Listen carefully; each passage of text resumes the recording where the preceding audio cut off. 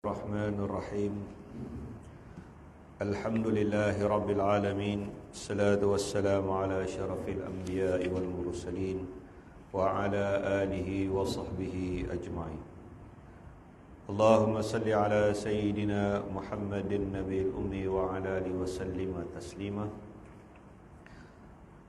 السلام عليكم ورحمة الله وبركاته.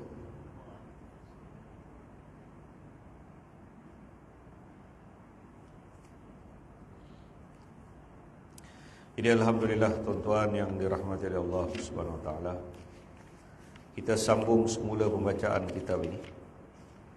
Kita masih lagi dalam bab yang ke-11, iaitu suatu bab yang datang untuk menyatakan tentang cincin yang dimiliki oleh baginda Rasulullah sallallahu alaihi wasallam. Sambungan dia.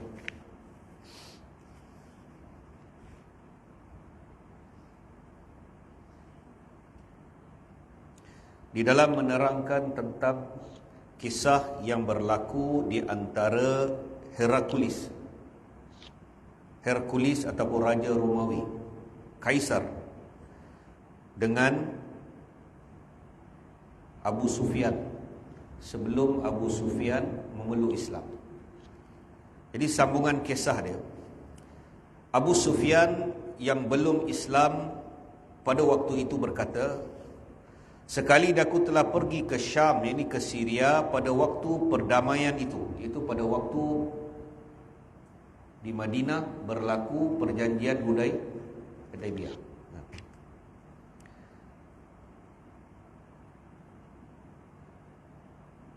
Jadi sekali aku telah pergi ke Syria, ke Syam pada waktu perdamaian itu, pada waktu perjanjian Hudaybiyah. Hercules telah menerima surat Rasulullah sallallahu alaihi wasallam menyerunya kepada Islam. Setelah menerima surat yang disampaikan oleh Sayyidina Dihya Al-Qalbi radhiyallahu an itu, beliau ini Hercules bertanya kepada penduduk tempatan jika ada sesiapa yang tahu mengenai orang yang telah mengaku menjadi nabi itu. Mereka pun berkata, wahai tuanku, ya ada satu kafilah yang baru sahaja tiba. Ada kafilah daripada Mekah yang baru tiba. Maknanya kalau nak tanya, boleh tanya orang tu. Sebab itu Nabi yang mengaku ni dia datang daripada tanah Arab. Jadi orang Romawi ni dia bukan orang Arab, dia orang Rom. Jadi lantas kami pun dipanggil, kata Abu Sufyan, lantas kami pun dipanggil untuk menghadap Hercules. Kata Abu Sufyan, aku dan beberapa orang temanku dari suku Quraisy pergi untuk menghadap Hercules. Beliau mempersilakan kami duduk lalu bertanya, siapakah di antara kamu yang ada hubungan nasab dengan orang yang mengaku Nabi itu? Abu Sufyan berkata, daku pun mengaku ada mempunyai hubungan nasab persaudaraan dengannya. Hercules pun mempersilakan daku duduk di sisinya dan perintahkan teman-temanku yang lain untuk duduk di belakangku dengan berkata, saya akan tanya beberapa soalan kepadanya. Jika dia bohong, beritahulah saya dia bohong. Ini riwayat minggu lepas saya baca, tapi saya ulang balik. Jadi Hercules suruh Abu Sufyan duduk sebelah dia, dia suruh kawan-kawan duduk belakang. Maknanya kalau dia tanya Abu Sufyan ni kalau dia temberang, kan, dia cakap bohong, maknanya tuanku, mana Hercules ni minta orang yang duduk di belakang tu beri signal kat dia, tunjuk dia ni bohong. Maka saya akan tanya beberapa soalan kepadanya. Jika dia bohong, beritahulah kepada saya dia bohong. Maka sebelum memeluk Islam, Abu Sufyan adalah musuh ketat kepada Nabi sallallahu alaihi wasallam. Ni waktu ni belum Islam lagi. Abu Sufyan belum masuk Islam. Abu Sufyan ni kesudahan dia masuk Islam. Tapi dia masuk Islam Fatah Mekah.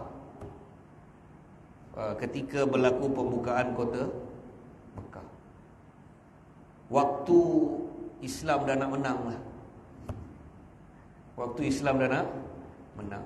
Dia masuk last minute, finishing tu. Tahu, mujahadah pada peringkat awal tu dia tak ada. Susah payah, tekanan hidup, penderitaan, azab, seksa, perang, jihad, semua dia tak pergi. Dia masuk dekat-dekat nak menang. Jadi Abu Sufyan ni pada awalnya dia adalah musuh ketat Nabi sallallahu alaihi wasallam. Dia musuh ketat Islam, Abu Sufyan ni. Tapi dia mempunyai hubungan persaudaraan dengan Nabi. Maka Abu Sufyan kata Abu Sufyan, aku bersumpah, sekiranya daku tidak takut orang yang lain mengatakan aku berdusta dan menyebabkan aku malu, pasti aku akan berkata bohong. Pasti aku bohong, kata dia. Kalau tak mengenangkan ada orang kat belakang ni, pasti aku akan memburuk-burukkan Nabi sallallahu alaihi. Nak beritahu tak, pasti aku akan cakap bohong lah. Biasa kan, kalau bila kita satu orang, kita tak suka satu orang kan? Kita tak suka satu orang. Orang pun tanya kat kita kat kedai makan, kenal ke orang tu? Kita tak suka orang tu. Orang datang tanya kita, musuh kita. Agak-agak apa kita jawab? Dia adalah musuh kita. Orang datang tanya tentang musuh kita. Jadi kalau iman kita lemah, kita akan gululah melampau-lampau. Kan? Kita akan kutuk dia melampau-lampau lah, tak guna itu. Melampau-lampau lah kita. Melainkan kalau kita ni orang yang ada iman dan ada pendirian, kita hanya cakap apa yang sepatutnya ada pada dia. Kan? Janganlah kita melampau-lampau. Kan? Jadi Abu Sufyan ni kata, aku bersumpah sekiranya aku tidak takut orang-orang yang aku bawa ni mengatakan aku berdusta dan menyebabkan aku malu, pasti aku akan berbohong. Kerana takut air muka ku jatuh, maka aku terpaksa berkata benar. Cakap benar tu bukan pasal nak cakap benar, tapi terpaksa. Kalau aku tak cakap, kalau aku cakap bohong, habis lah. Sebab yang belakang ni semua tahu yang benar. Yang belakang ni dia tahu cerita yang betul. Habislah kredibiliti aku ni. Nak tak nak, sebenarnya Allah yang telah memaksa Abu Sufyan untuk cakap benar. Allah corner dia. Walaupun niat dia nak menjatuhkan kredibiliti Nabi SAW, Allah corner dia. Dia tak ada pilihan. Ikut nafsu, dia nak cakap bohong. Tapi Allah paksa dia cakap benar. Keadaan tu Allah jadikan keadaan. Sebab apa? Keadaan ni dia dalam penguasaan Allah Ta'ala. Keadaan Allah yang kawal keadaan ni. Kita tak boleh kawal keadaan. Siapa nak datang masjid kejap lagi, siapa nak keluar pada masjid kejap lagi. Bolehkah kita kawal keadaan? Pengurusi masjid ke, imam masjid pun tak boleh kawal. Saya nak lepas ni, ada satu orang nama ni mesti masuk. Tak boleh. Kita pun tak tahu siapa nak masuk lepas ni dan siapa nak keluar. Jadi kita tak boleh kawal keadaan. Yang kawal keadaan ni adalah Allah. Allah boleh tukarkan keadaan tu menjadi baik, Allah boleh tukar keadaan tu jadi buruk. Jadi serahkan urusan keadaan kepada Allah. Kita mohon kepada Allah supaya Allah jadikan keadaan kita baik lah. Kita doa yang baik-baik lah. Besok pagi nak mendatang, besok pagi ni kita tak tahu apa nak jadi kat kita. Kita adalah, kalau kita hidup besok pagi satu hari, apa nak berlaku besok pagi ni? Wallahualam. Jadi kita doa bangun pagi, kita bangun sembahyang subuh, kita berdoa apa?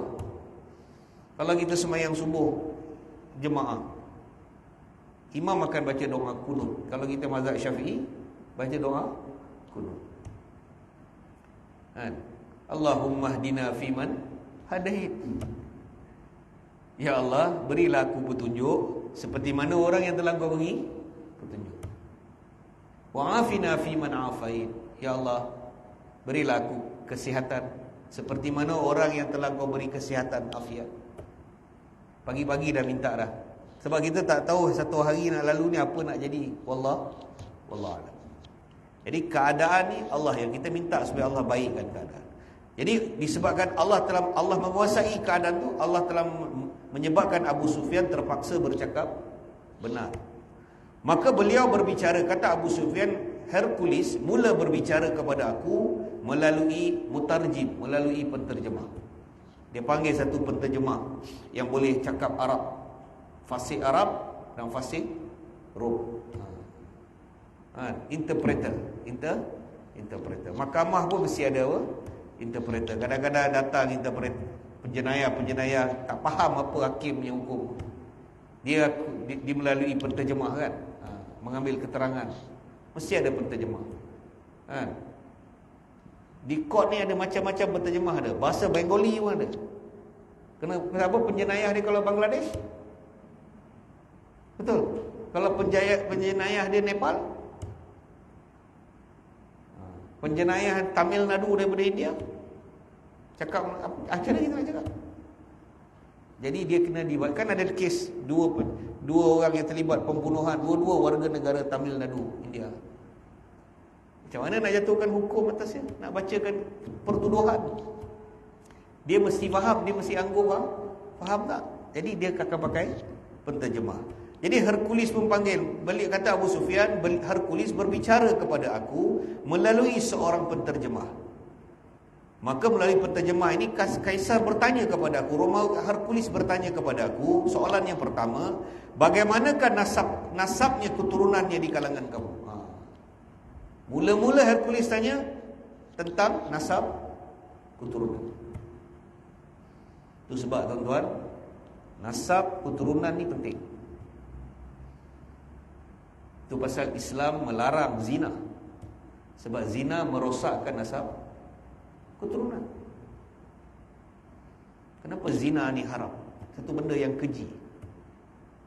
Sebab bila zina mengandung, budak tu tak boleh berbinkan, dia hilang nasab keturunan dia. Tengok balik hukum tentang anak luar, anak tidak setaraf ni, anak air daripada hukum lain hubungan zina. Budak tu taklah berdosa kan, tapi apa kesan dia? Dia tak boleh berbinkan bapa dia. Dia kalau perempuan lagi kesian, bapa dia tak boleh wali kan. Ya. Itu pasal hari ni bila nak kahwin anak bukan senang. Tak percaya siapa kahwinkan anak sulung perempuan yang pertama? Apa? Cuba tanya dia. Senang tak kahwinkan anak perempuan sulung yang pertama? Nak kahwinkan anak lelaki pun jabatan akan minta sijil nikah mak bapak dulu. Kan? Dia minta sijil kahwin mak bapak. Mana awak punya sijil beranak? Sebab apa? Nak tengok lah. Mak bapak nikah bila, kau beranak bila?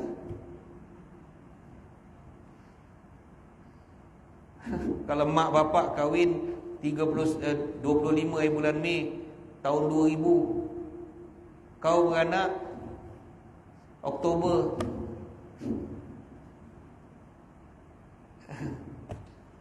Tak logik lah. Takkan kau ni anak luar biasa. Jadi banyaklah cerita dia. Dia tidak boleh berbinkan bapak dia. Dia nikah bapak dia tak boleh walikan dia. Mati bapak dia tidak boleh mewarisi harta pusaka. Kan panjang cerita dia. Itu tak apalah, tu satu hal. Kalau orang masyarakat tahu, apa jadi dia? Malu tak nak tahu? Malulah dia. Itu pasal biasa keluarga akan berbisik-bisik dengan jabatan ni kan? Cakap terus terang dengan jabatan. Banyak kes datang jabatan mengaku siap-siap. Bapak tu mengakulah, Ustaz, saya dah dululah Ustaz, dah silap lah. Tak apalah, itu minta ampun dengan. Jadi saya nak cerita buat nasab keturunan ni. Itu pasal penting jaga nasab keturunan. Itu pasal orang-orang yang saleh, dia tak kahwinkan anak dia sebarangan orang. Kita ni okey, janji suka kahwin. Tapi di kalangan para salafus salihin, dia takkan kahwinkan anak dia dengan sebarangan orang. Dia akan cek nasab keturunan orang ni. Daripada keluarga mana. Itu pasal ahlul bait, ahli keluarga Nabi sallallahu alaihi wasallam, nasab keturunannya terjaga. Dia akan kahwinkan anak dia dengan orang yang dijaga nasab keturunan dia. Jadi kalau kita tengok keluarga ulama-ulama di India, keluarga Kandalawi, Zakaria Al-Kandalawi rahmatullah alaih, Maulana Yusuf rahmatullah alaih, Al-Kandalawi rahmatullah alaih, Maulana Inamul Hasan Al-Kandalawi rahmatullah alaih. Keluarga Kandalawi rahmatullah alaih ini dikahwinkan keluarga dia di kalangan, dia jaga nasab keturunan dia. Dan daripada keturunan mereka ni dah lahir orang-orang yang sah. Jadi keturunan ni penting. Jadi penting kita jaga nasab. Padanya kita ada anak, kahwinkan anak kita dengan orang-orang yang terpelihara nasab keturunan dia. Kena ambil tahu. Tak boleh sembrono je kan. Jadi ayah ni terutama jadi ayah ni kena, janganlah bagi tongkat tu kat anak kita. Kan polis ni dia ada apa? Polis ni bila jadi komisioner kan. Saya kalau salah, kalau ada polis saya minta maaf lah. Kalau jadi apa? Chief polis, kalau jadi komisioner Pesuruhjaya polis ni, dia mesti ada, saya tak tahulah polis level mana yang pakai tongkat ni. Komisioner pakai apa? Dia mesti ada, kalau saya tak silap dia ada apa? Dia ada tongkat dia. Ketua polis negara pun macam, kalau saya tak silap lah, kalau saya salah saya minta maaf. Tapi polis yang ada pangkat ni dia ada apa? Dia ada dia punya tongkat tu. Dia bila datang dengan tongkat dia, tangan sebelah masuk dalam, dia ada dia punya tu. Jadi dia takkan serahkan tongkat dia kepada sarjan, sebab tongkat tu adalah power dia. Jadi kita jadi ayah ni, tongkat kita punya. Jadi kita kena ambil tanggungjawab tu. Saya pesan je lah kan, termasuklah diri saya. Kalau anak kita nak kahwin, ambil tahu siapa kau nak kahwin, siapa mak ayah betul. Kau nak ayah nak kahwin dengan orang ni, balik anak cakap nak kahwin, kau nak kahwin dengan siapa? Tak suka budak ni. Yalah, mana budak siapa mak ayah mana kampung kena ambil tahu kan. Bukan sekadar cinta je. Jadi jaga nasab keturunan. Jadi soalan yang pertama dia tanya dengan Nabi, dia kata bagaimanakah nasab keturunannya di kalangan kamu? Maka kata Abu Sufyan, sungguh dia dari keturunan keluarga yang mulia. Abu Sufyan kata apa? Dia daripada keluarga yang mulia. Kemudian Hercules tanya lagi, adakah di kalangan nenek moyangnya yang pernah menjadi raja? Abu Sufyan kata tak ada. Sebelum mengaku Nabi, adakah dia pernah dituduh berdusta? Abu Sufyan menjawab tidak ada. Hercules tanya, adakah dia ni dulu orang tuduh dia ni suka kelentong, suka cakap bohong? Tak ada. Abu Sufyan kata tak ada. Malah Nabi SAW digelar di kalangan orang-orang musyrikin dengan gelaran Al-Amin, orang yang paling benar. Sehingga ketika Nabi bangkit mendakwahkan Islam, masih lagi orang musyrikin Mekah datang rumah Nabi, tinggalkan barang-barang berharga. Dulu tak ada bank, tak ada safe deposit. Rumah Nabi safe deposit. Orang-orang pedagang nak pergi jalan musafir jauh, barang-barang berharga kemas, dia datang jumpa Nabi sallallahu alaihi wasallam, simpan barang tu dalam rumah Nabi. Apa dalam rumah orang lain kau tak boleh simpan ke? Oi, tak boleh percaya dia tu. Yang lain ni semua tak boleh. Ini semua sakau dia kaki dia.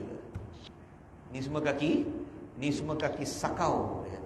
Tak boleh. Satu orang yang boleh percaya dalam Mekah ni, Muhammad ibni Abdullah sallallahu alaihi wasallam. Dia Al-Amin. Jangan risau, kau letaklah barang kau, 1 gram emas pun tak hilang. Jadi rumah Nabi ini di zaman itu adalah safe peti safe deposit tu. Semua barang dagangan. Sehingga ketika Nabi nak berhijrah ketika malam Nabi nak hijrah ni, tuan-tuan tengok orang musyrikin Mekah ni. Saya pun kadang-kadang saya tak faham lah. Kau adalah benci Nabi tu. Kau kata kau benci dia, kau kata dia majnun, dia gila dan sebagainya. Tapi kau masih lagi berurusan dengan dia. Kau masih lagi meletakkan kepercayaan kau meletakkan dalam rumah Nabi ni banyak barang orang. Sehingga malam ketika Nabi nak hijrah ke Madinah bersama Abu Bakar radhiyallahu, Nabi berpesan kepada Ali. Nabi kata, wahai Ali. Nabi panggil Ali, Nabi kata, wahai Ali, ini barang fulan ibni fulan. Ini barang fulan ibni fulan. Ini barang fulan ibni fulan. Ini semua barang yang aku diamanahkan untuk. Jadi kau pulangkan barang-barang ni semua kat tuan dia. Tapi menentang Nabi. Tapi barang simpan dalam rumah Nabi. Dia macam orang politik lah. Depan cakap setia, belakang dia tikam. Orang politik kan dia macam tu. Depan dia setuju, balik dia tikam belakang. Depan dia sign statutory declaration, sign. Bila kena panggil bagi keterangan, dia pusing. Jadi saya bukanlah, tapi saya bagi contoh lah. Saya tak nak sebut lah siapa-siapa, tapi umum. Dia menentang Nabi. Dia hantar barang rumah Nabi. Dia percaya Nabi, belakang Nabi dia. Ini apa punya orang ni? Kita pun tak faham. Kalau kau dah benci satu orang tu, bencilah. Apa kita nak bila letak barang kita lagi nak berurusan dengan dia? Tak. Pelik orang musyrikin Mekah.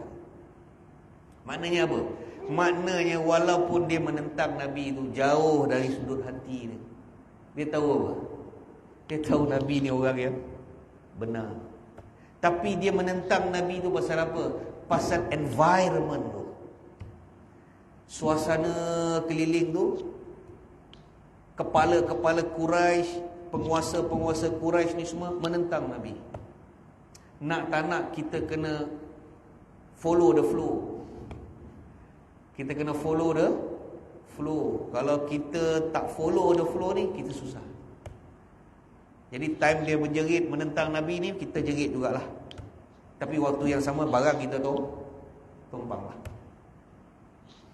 Jadi ketika sebelum Nabi hijrah, memang Nabi suruh Sayyidina Ali pulangkan balik barang-barang. Banyak dia simpan dalam rumah. Nabi barang dagangan itu, barang kemas, duit dan sebagainya. Jadi dia bertanya kepada Nabi, sebelum mengaku Nabi, adakah dia ni pernah dituduh berdusta? Kata Abu Sufyan, tak pernah. Maknanya dia diberi gelaran Al-Amin. Kemudian Hercules tanya, adakah pengikutnya, adakah orang-orang Islam yang ikut dia ni dari kalangan orang yang bangsawan, atasan, ataupun orang bawahan? Hercules tanya dia, yang ikut majoriti ikut dia ni macam mana? Orang bangsawan, orang atasan, ataupun orang awam, orang biasa?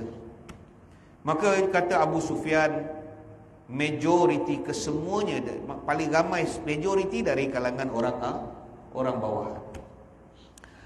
Al-fuqara wal masakin.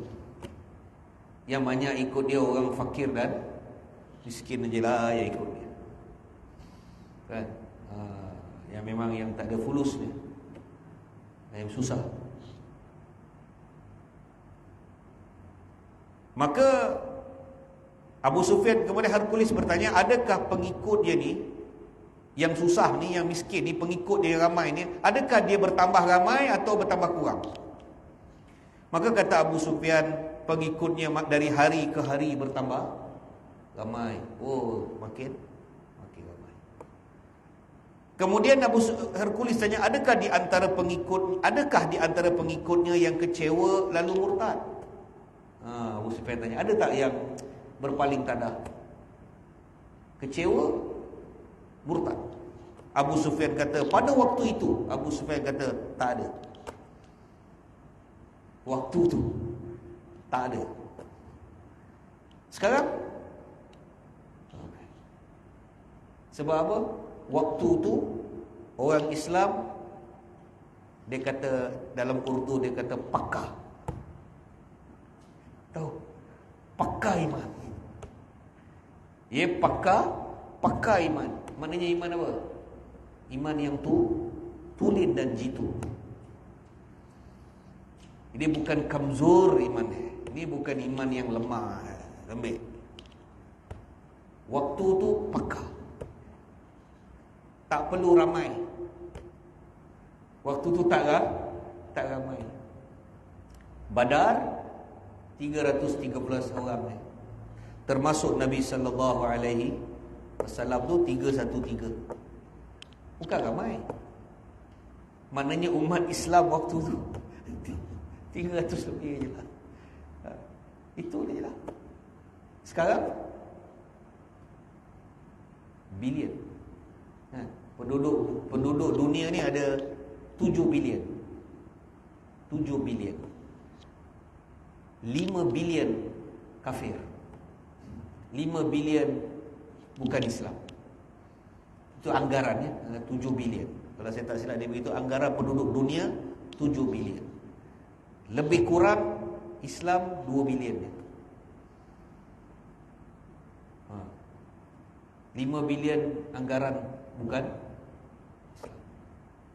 Zaman Nabi 313 lebih kurang tu. Jadi adakah pengikut dia bertambah? Ada tak pengikutnya yang kecewa lalu murtad? Abu Sufyan kata tak ada. Seorang pun tak ada. Lalu Hercules tanya, apakah kamu pernah berperang menentang dia? Pernah tak kamu perang dengan dia? Abu Sufyan kata pernah. Apakah keputusan daripada peperangan itu? Abu Sufyan kata, ada kala mereka menang, ada kala kami yang menang. Mana dalam Badar mereka menang, dalam Uhud mereka patut dah menang, tapi last minute kami menang. Jadi ada kala mereka menang dan ada kala kami yang menang. Kemudian Hercules bertanya, adakah dia ini, yakni Muhammad sallallahu alaihi wasallam ni pernah memungkiri janji, atau pernahkah dia khianat? Abu Sufyan kata tidak pernah. Tak pernah Nabi mungkir janji, tak pernah Nabi khianat. Maka ketika ini, kata Abu Sufyan, ketika ini, pada waktu ini, kami sedang dalam menandatangani perjanjian dengannya.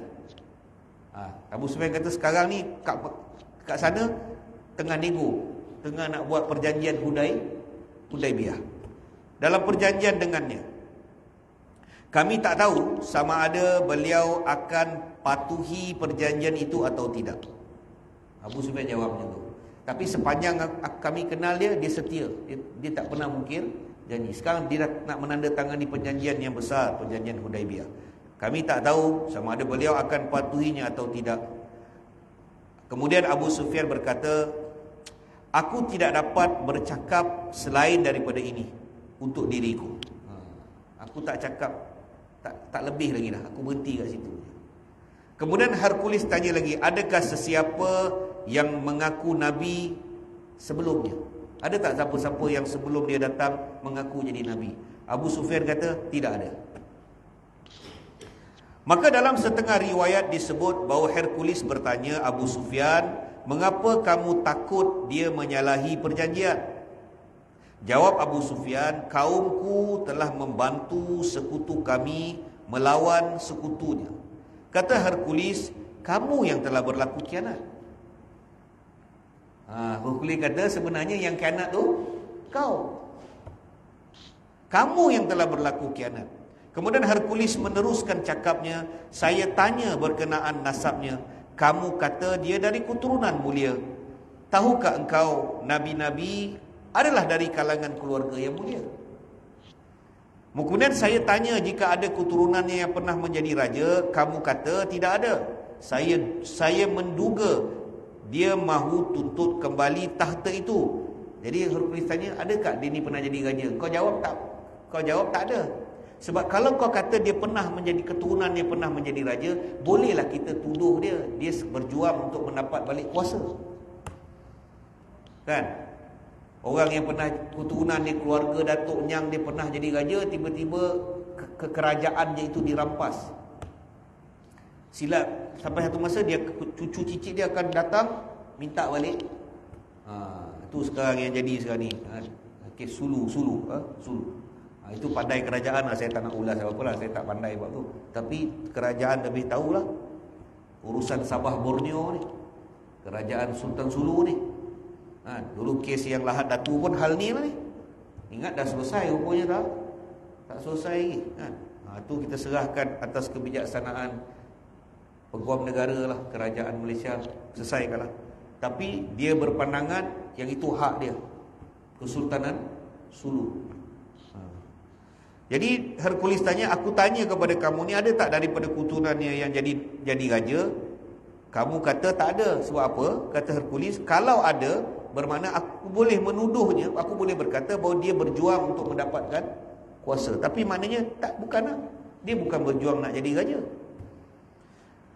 Kemudian saya tanya, adakah pengikutnya dari kaum bangsawan, kaum atasan atau kaum yang miskin dan daif? Kamu menjawab, dia adalah daripada kaum yang lemah, yang daif. Maka kata Hercules, begitulah pengikut nabi-nabi yang dahulu. Mereka semua daripada golongan yang miskin. Jadi Hercules kata, kalau kau nak tahu, semua nabi-nabi dulu ni, semua pengikut dia semua datang daripada golongan yang miskin. Itu sebab kita kena faham kenapa Allah turunkan ayat berkenaan orang miskin. Ara'aital ladzi yukadzibu biddin. Allah kata, ara'aital ladzi yukadzibu biddin. Tahukah kamu siapakah orang yang mendustakan agama dia? Tahu tak kau siapa orang yang nampak macam beragama tapi berbohong? Ara'aital ladzi yukadzibu biddin fadzalikal ladzi yad'ul yatim wa la yahuddu ala ta'amil miskin. Orang yang tak menyapa anak yatim, orang yang tak ambil tahu hal anak yatim, dan orang yang tak menghalang orang daripada memberi makan kepada orang miskin. Allah sebut. Jadi sebab apa? Sebab semua pengikut nabi-nabi yang dulu-dulu ni, kebanyakan, dia kata Hercules, mereka ni semua daripada golongan yang bawahan. Sebab apa? Kerana kaum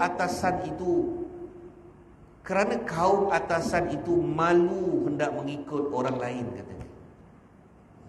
Nampak? Kau sedang. Maka saya tanya, pernahkah dia berbohong atau berdusta sebelum mengaku nabi? Kamu mengatakan tidak pernah. Saya kira jika dia membohongi manusia, dia juga akan bohong mengenai Allah Subhanahu Wa Taala. Nauzubillah, maknanya dia ni satu manusia yang benar. Dia tak cakap bohong. Maknanya kalau dia boleh bohong dengan orang, dengan Allah Ta'ala lagi dia boleh bohong. Jadi maknanya dia ni satu orang yang benar. Kemudian saya tanya kepada kamu, adakah pengikut dia pernah merasa kecewa lalu kembali menjadi murtad? Maka kamu mengatakan tidak ada. Kalau kamu nak tahu, wahai Abu Sufyan, itulah keajaiban iman, kata dia. Hercules kata, kalau kau nak tahu, itulah keajaiban iman. Itulah rahsia hebatnya iman ni. Itu sebab kita nak jadi orang yang beriman. Nak usaha atas iman ni. Iman kita ni pula, dia macam pasang surut air laut. Tahu? Ada waktu bila Ramadan, iman kita pasang. Habis hari raya, iman kita pun turun. Datang Ramadan, rajin baca Quran. Habis hari raya, Quran pun tak buka. 2-3 hari sekali. Dapat tak? Datang Ramadan, rajin kita sembahyang sunat. Banyak sembahyang sunat kita. Habis Ramadan, witir pun tak sembahyang. Samalah semua orang macam tu. Kan? Jadi iman kita ni, iman pasang surut air lah laut. Ada kala dia naik, ada kala dia turun. Tapi kata Hercules, apakah pengikut dia bertambah ramai atau murtad? Ada tak pengikut dia yang menjadi kecewa dan murtad? Kau kata tidak ada.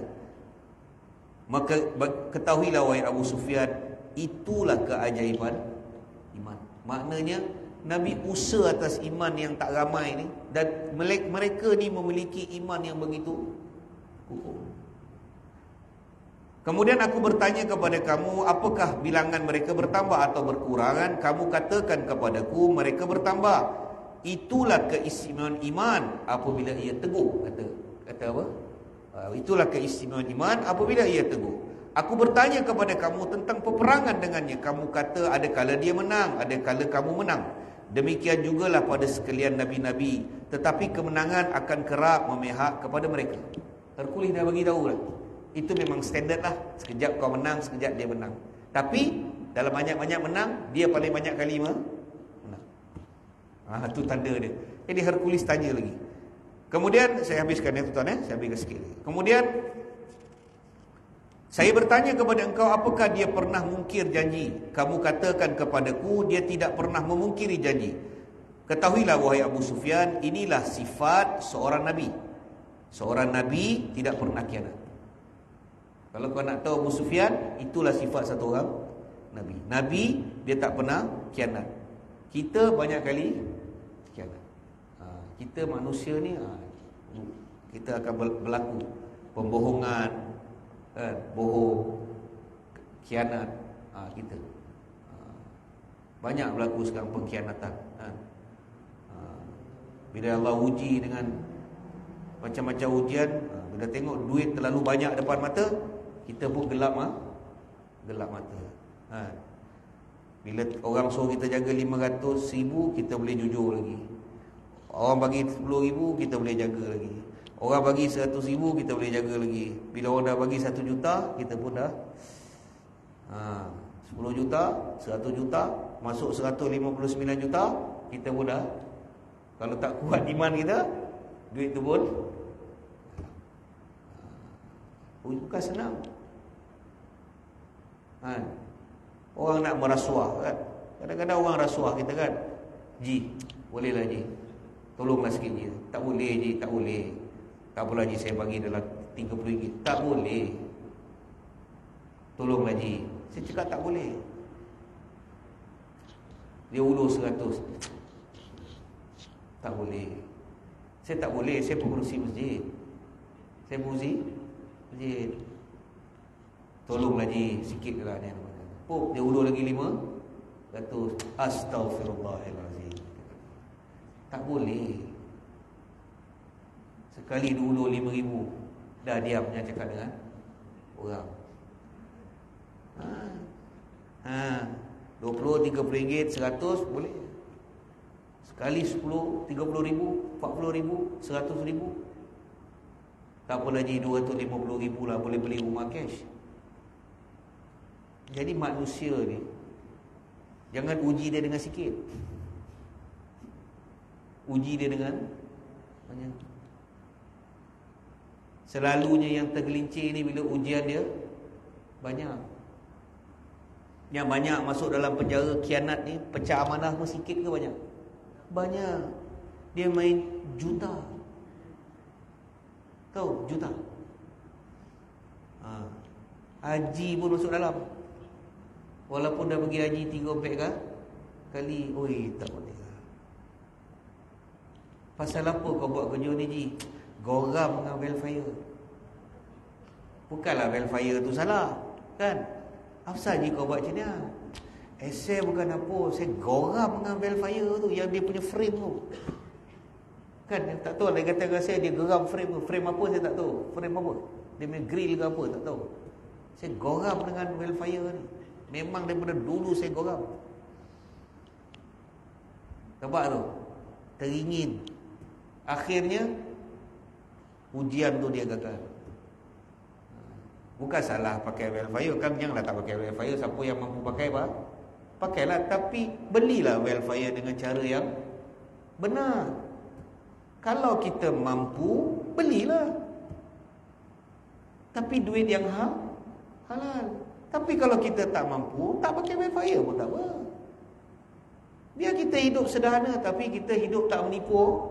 Kita tak menipu orang, kita tak tipu dua orang, kita tak khianat orang. Tak apa. Esok kalau kita mati esok, ramailah datang semayang dengan kita. Paling tidak pun orang nak semayang, orang bercakap kita, baik arwah dia dulu. Orang ke masjid pun cakap kita apa?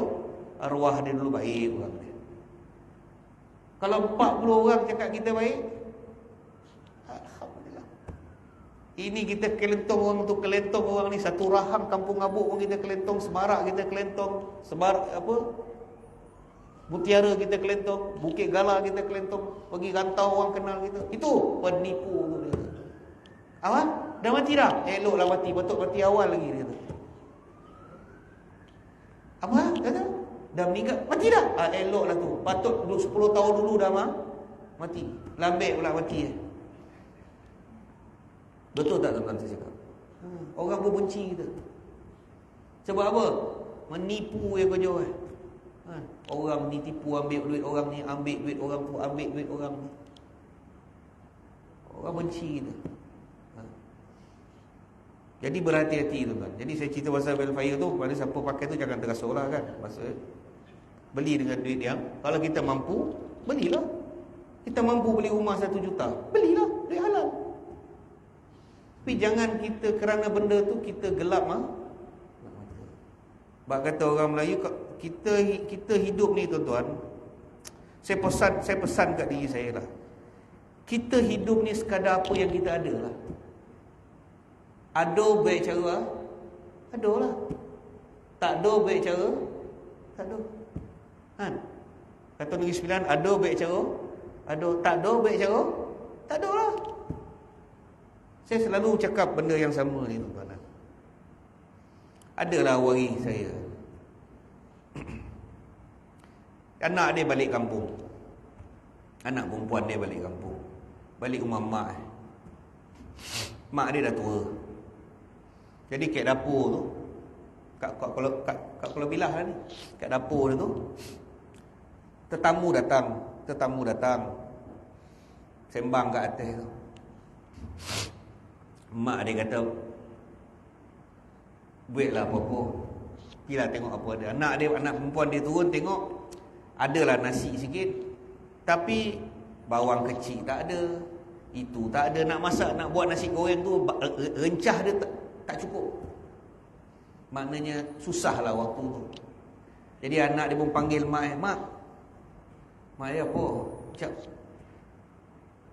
bawang tak ada lah. Bawang kecil tak? Bawang kecil tak ada, ikan bilis tak ada. Mak dia kata apa? Kau buat dia apa yang ada tu. Kau buat apa yang ada tu. Kita yang buat dia, bukan dia yang buat kita. Ada buat cara ada, tak ada buat cara tak ada. Namun kau nak suruh mak pinjam ke orang, tak ada lah. Saya pegang benda tu. Kita ni ada buat cara, ada. Tak ada buat cara, tak ada. Kita yang buat dia, bukan dia yang buat kita. Namun kau nak suruh mak pergi pinjam ke orang nak beli barang ni, tak ada lah. Maksudnya apa? Dah pergi minta-minta kat orang ni, tak ada. Hidup dia apa yang ada. Masak je lah. Ambil nasi tu, goreng, masukkan bawang, apa yang ada, tabur je lah. Kan? Tabur je lah. Itu sebabnya tuan-tuan, sunnah yang paling baik bila kita menziarahi rumah orang, kita bawa makan. Kan? Kita ziarah rumah orang, tu orang Melayu kata, janganlah pergi rumah orang tangan kosong. Bawalah buah tangan sikit. Kan? Paling tidak pun biryani gam, roti Muhammad. Kan? Kita pun dah tahu dah orang ni anak dia 4-5 orang. Kita pun tak tahu agak-agak dia ni masak apa. Bawalah sikit. Kan? Jadi saya nasihatkan tuan-tuan dan diri saya lah. Jadi buat cara ada, buat cara ada, tak ada buat cara tak ada. InsyaAllah kita selamat. Itu apa yang Nabi beritahu dengan sahabat. Tahan diri kalian daripada minta. InsyaAllah tuan-tuan, kita berhenti takat ni. Kita sambung pada minggu yang akan datang insya-Allah. A'udzubillahi minasyaitonirrajim. Bismillahirrahmanirrahim. Alhamdulillahi rabbil alamin, wassalatu wassalamu ala asyrafil anbiya'i wal mursalin wa ala alihi washabihi ajma'in. Allahumma salli ala sayyidina Muhammadin nabiyil ummi wa ala alihi wa sallim taslima. Rabbana ighfir lana wa liwalidayn wa lil mu'minina yawma yaqumul hisab. Rabbirhamhuma kama rabbayana saghira. Rabbana atina fid dunya hasanah wa fil akhirati hasanatan wa qina azabannar. Wa sallallahu ala sayyidina Muhammadin nabiyil ummi wa ala alihi wa ashabihi wasallam. Subhana rabbika rabbil izzati amma yasifun. Wassalamun ala al mursalin. Alhamdulillahi rabbil alamin. Assalamualaikum warahmatullahi wabarakatuh.